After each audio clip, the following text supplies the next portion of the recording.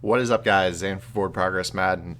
In this video, we are going to talk about why the draw, yes, the draw, might be the best way to put the football in the end zone inside the 5, inside the 10-yard line when your opponent is just spamming cover 2 invert and 3-4 odd cover 4 drop. Now, we've all come up against that player, the player that has absolutely no pass defense whatsoever.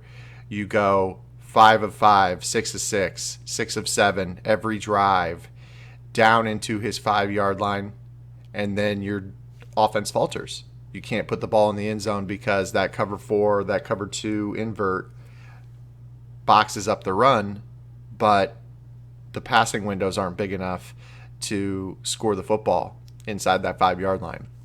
Now, I've placed the ball specifically out here outside the 30 because I want to take a look at the safeties in the cover 4. The reason I'm talking about the cover 4 and the cover 2 invert is because in those plays, both safeties are in the run fit, meaning that they will react right away to the run, attack the football, play their gap assignment. Now, I want to go ahead and just choose a random run here. I'm going to choose the stretch. Now, the stretch, you're going to just watch these safeties. Those safeties in the back, watch their first step. It's immediately forward. They may stand flat-footed for a second and then attack the football, but they're going to play their assignment. So watch this example. See how they fill?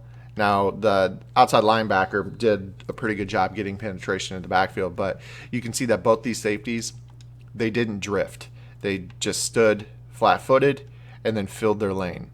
Look at McCourty filling the cutback, and look at Chung playing his alley assignment.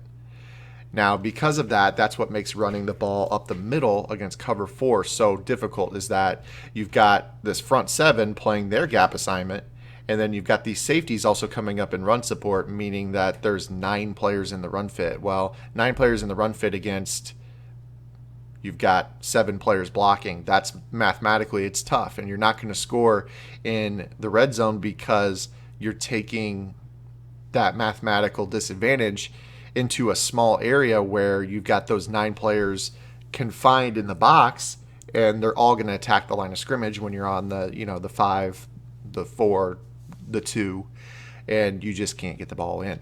Now, we've shown you a generic run. Let's go ahead and show you another one real quick. We'll just run this play, strong zone.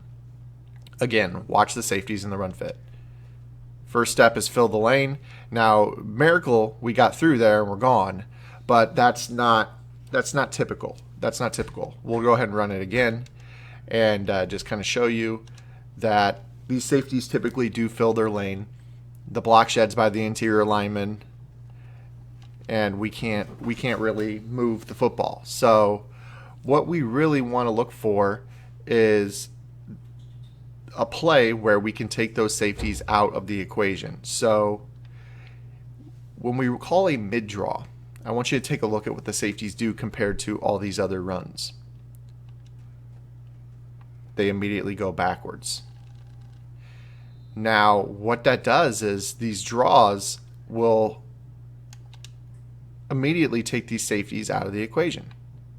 You have safeties, rather than standing flat-footed on the draw, because it's the linemen are a pass assignment that tells the safeties pass, they drop back about 3, 4, 5 yards from their original spot by the time the running back gets the ball, and that is enough for us to bust up the middle and pick up the 5 yards that we're looking for. So now let's go ahead and put the ball on the 5-yard line and kind of show you that this looks a little bit better inside the red zone. Maybe you've got the ability to run the football outside the 20s or in between the 20s, but in the red zone, that step backwards by the safety is all you need sometimes to get that 4 yards. So if you run 2 or 3 draws in a row from the 5, there's a really good chance you're going to score, especially if you can do it from a I formation, a weak pistol, just some sort of pistol. This is not a bad call as a 2-point conversion play either.